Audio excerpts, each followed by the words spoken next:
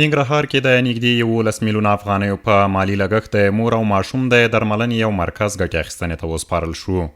د ننګرهار ولایت ګوشتي ولسوالۍ کې د جرمني هیواد په 10 میلیونه 200,000 افغانیو مالی لګښت د پاټریپ فاونډیشن او واردي ادارو په تخنیکي همکارۍ د مور او ماشوم د درملنې یو مرکز تر جوړېدو وروسته ګټې اخیستنې ته وسپارل شو.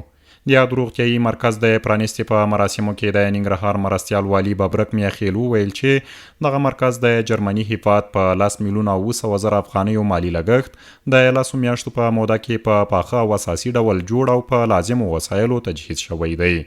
نوموړي د روغتیايي مرکز مسؤلینو ته له وسایلو څخه د ښې ګټې اخیستنې او ناروغانو ته د ښې پاملرنې سپارښتنې وکړې او همداراز یې ډاډ وښوده چې د ولسوالۍ ته به په روغتیايي برخه کې لا پاملرنه وشي. خوشحاله یم چې نن د داسې کلینیک په پرانیسته کې برخه اخلم چې هغه د جرمني د فدرالي هیواد په مخامخ مرسته او د واردي مؤسسې لخوا جوړ شوی دی. په ګوشتي ولسوالۍ کې د مور او ماشوم لپاره ټولې اسانتیاوې برابرې شوي دي، وسایل ورته خریداري شوي دي، د 9 میاشتو په موده کې جوړ شوی دی او د نږدې 11 میلیونه افغانیو لګښت ورباندې راغلی دی. تر کومه ځایه چې معلومیږي دغه کلینیک په ښه شکل باندې جوړ شوی دی. زموږ هیله له ډاکټر صاحبانو او طبي پرسونل نه دا ده چې د دغو وسایلو د دغو امکاناتو نه ډېره ښه استفاده وکړي او تر ډېره دغه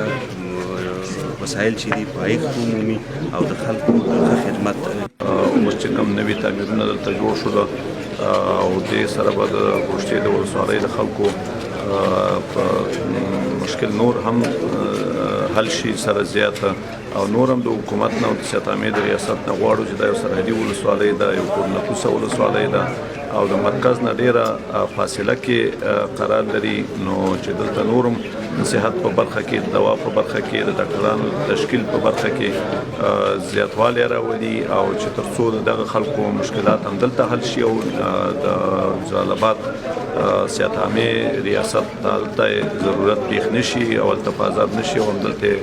تداوي وشي. د عامې روغتیا رئیس نصیر احمد دراني وویل چې دا مرکز په یو پوړ کې جوړ شوی چې د احاطې دیوال، طبي او غیر طبي وسایلو، د اوبو څاه، فرعي سړک او نور ملحقات لري. په ولسي جرګه کې د ننګرهار د خلکو استازي فریدون مومن او قومي مشر عبدالکریم خان د یاد کلینیک په جوړېدو خوښي وښوده او غوښتنه یې وکړه تر څو کلینیک ته یې ارتقا ورکړل شي او همداراز د درملو د ورکړې ترڅنګ په نورو لازمو وسایلو سره سمبال شي. نورم غواړو څومره چې موږ لپاره کولی شي. امنیت فضل د خدای دلته ډیر دی، سرحدي ولسوالۍ ده، موږ کولی شو چې دلته د دې حفاظت وکړو. امنیت الحمدلله ښه دی. که تاسې موږ له نور پرسونل را لېږئ، د دې پرسونل که ځایونه نه وو موږ له په خپلو حجرو او دیرو کې ځایونه ورکولی شو. د دې کلینیک په پرانیسته کې د یادې ولسوالۍ یو شمېر مسؤلینو، د ځوانان والي شورا مشر، روغتیاپالو او د سیمې نورو خلکو هم ګډون کړی و.